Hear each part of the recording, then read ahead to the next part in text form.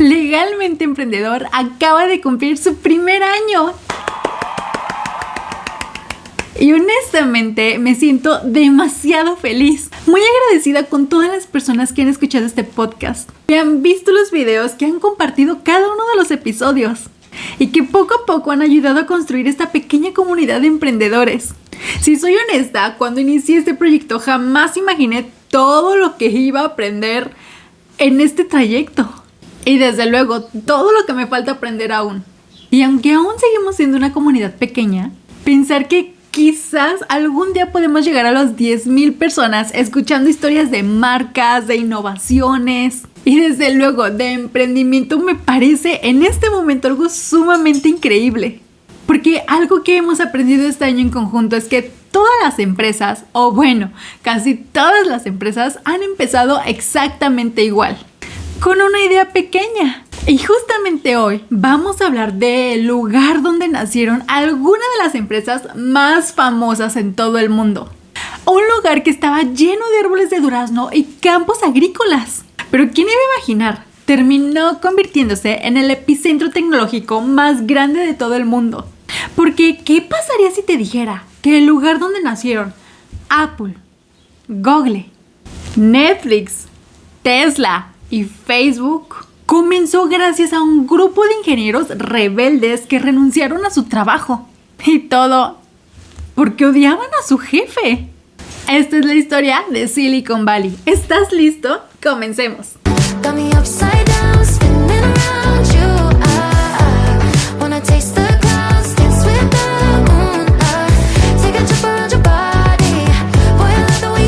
Mucho antes de convertirse en el centro tecnológico más poderoso del planeta, Silicon Valley era totalmente diferente. No había edificios futuristas, no existían las startups millonarias y mucho menos había programadores trabajando en inteligencia artificial.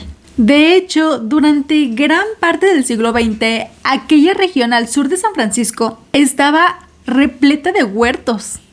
Árboles de duraznos, ciruelos, campos agrícolas. Y a ver, durante muchísimos años justamente esta zona dependía exclusivamente de la actividad agrícola. Y a ver, a este lugar incluso llegaron a llamarle The Valley of Heart's Delight. Es decir, el Valle de las Delicias del Corazón. Y era simplemente porque era un lugar hermoso, tranquilo y muy fértil. Por lo que nadie, literal, absolutamente nadie, hubiera imaginado en ese entonces que ese pequeño rincón terminaría controlando buena parte de la economía digital en todo el mundo. Pero mientras los agricultores trabajaban la tierra, algo más estaba ocurriendo silenciosamente a pocos kilómetros de ese campo. Resulta que comenzaba a crecer poco a poco una universidad que cambiaría la historia de la tecnología para siempre. Esa universidad era Stanford.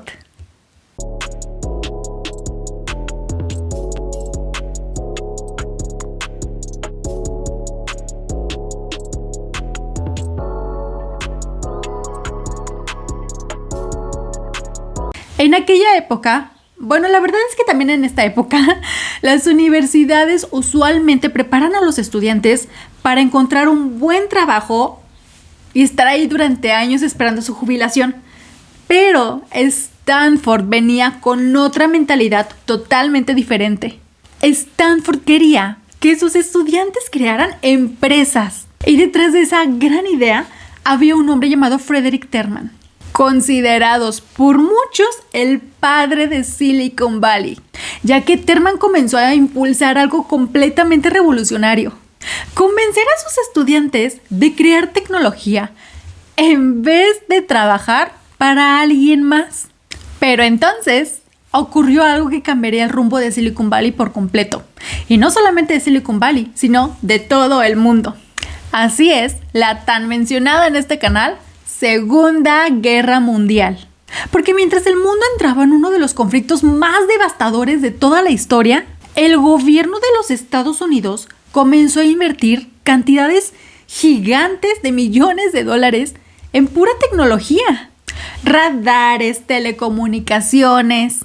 electrónica, sistemas militares e incluso computadoras. Y de pronto los ingenieros comenzaron a convertirse en, literal, pieza clave para la seguridad nacional. Y Stanford comprendió rápidamente hacia dónde iba el futuro.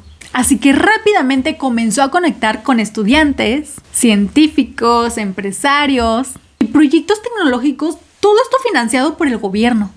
Y sin darse cuenta, estaban comenzando a construir todo el ecosistema que años después sería Silicon Valley. Para finales de los años 40, Estados Unidos estaba sumamente obsesionado con una sola pregunta. ¿Quién dominará la tecnología del mundo? Bueno, creo que siguen obsesionados con esa pregunta. Pero bueno, justo en medio de esa gran carrera por dominar el mundo tecnológico, se hizo presente uno de los inventos modernos más importantes de todo el mundo. En 1947, un grupo de científicos creó algo sumamente revolucionario: el transistor. Un pequeño dispositivo electrónico capaz de reemplazar enormes máquinas y hacer que la tecnología fuera más rápida, más pequeña y más poderosa. Para que te des una idea, el día de hoy prácticamente todo funciona gracias al transistor. Celulares, computadoras, inteligencia artificial e incluso el internet. Y uno de los hombres más importantes detrás de esta revolución era un científico llamado William Shockley. William Shockley era un hombre brillante, tan brillante que ganó el Premio Nobel de la Física. Pero también tenía otro problema. Se dice que era extremadamente difícil trabajar con él. Controlador, paranoico e impulsivo. Y aún así, decidió mudarse cerca de Stanford y abrir una empresa llamada Shockley Semiconductor Laboratory. Pero para poder lograrlo, reunió a algunos de los ingenieros más talentosos del país. Sin embargo, muy pronto trabajar con Shockley se volvía algo sumamente abrumador, hasta que ocurrió algo raro e impensable. 8 ingenieros decidieron renunciar al mismo tiempo. Y claro, Shockley estaba furioso y comenzó a llamarlo los 8 traidores. Sin creerlo, esos 8 traidores acababan de fundar Silicon Valley. Después de abandonar a Shockley, los 8 fundaron una empresa llamada Fairchild Semiconductors. Probablemente Fairchild sea literal la empresa más importante de Silicon Valley. ¿Pero por qué?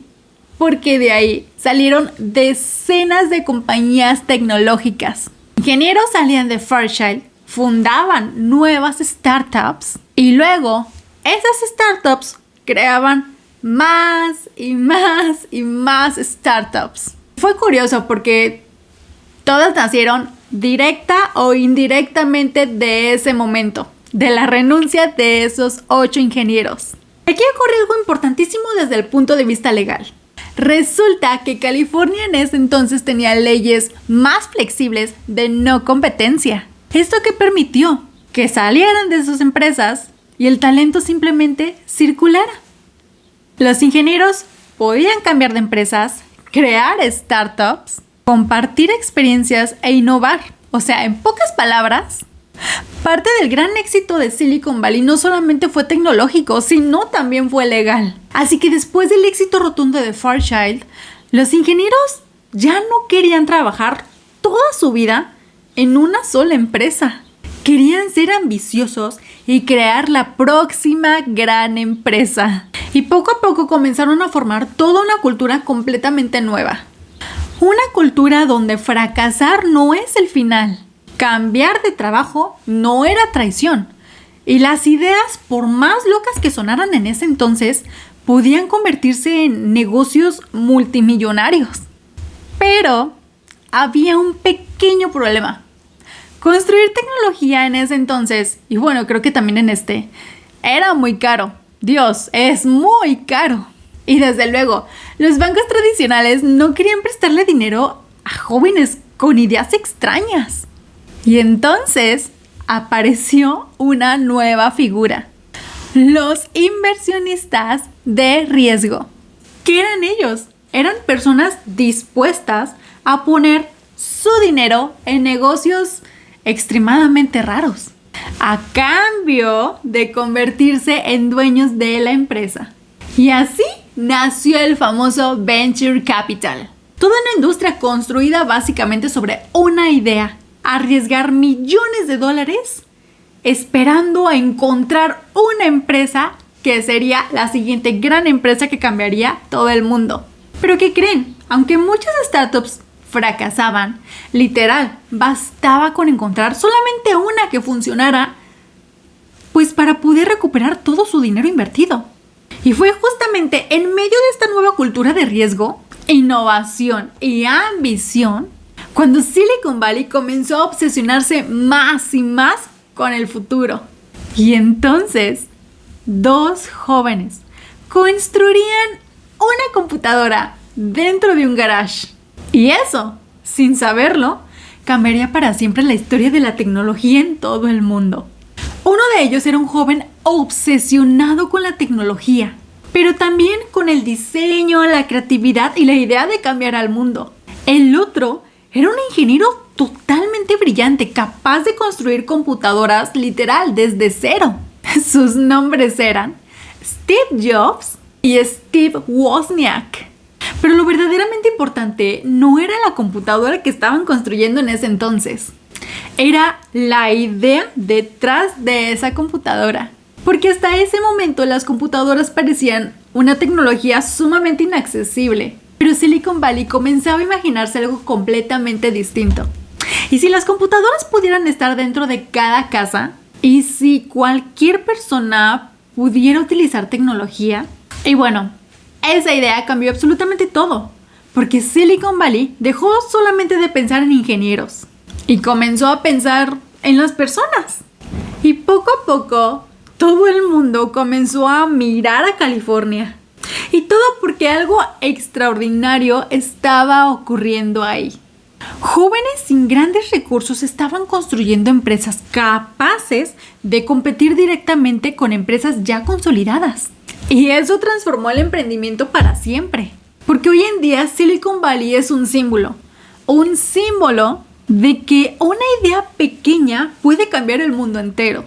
Décadas después, Silicon Valley sigue siendo uno de los lugares más influyentes en todo el planeta, ya que fue el lugar en donde nacieron una de las empresas más poderosas de todo el mundo. Netflix, Apple, Google, Meta y OpenAI, entre muchas otras empresas. Pero a ver, quizás lo más impresionante no sean las empresas, sino todo el ecosistema que Silicon Valley es. Porque Silicon Valley ha logrado algo que muy pocos lugares han conseguido. Simplemente convertir la innovación en su cultura. Y entonces, la verdad, surge una pregunta muy interesante. ¿Es posible crear otra Silicon Valley en otra parte del mundo?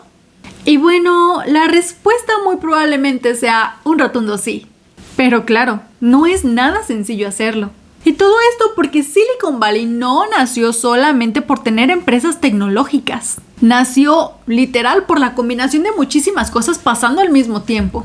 Universidades fuertes, inversión, talento, cultura de riesgo, la libertad para innovar, personas dispuestas a fracasar enormemente, pero también marcos legales que permitieron que las ideas circularan. Y quizá por eso Silicon Valley sigue inspirando a millones de emprendedores alrededor de todo el mundo. Porque demuestran que las grandes empresas no necesariamente nacen literal en oficinas gigantes. A veces comienzan en un pequeño cuarto, en una computadora, en un garage o incluso en un podcast grabado con muchísimas ganas de construir algo.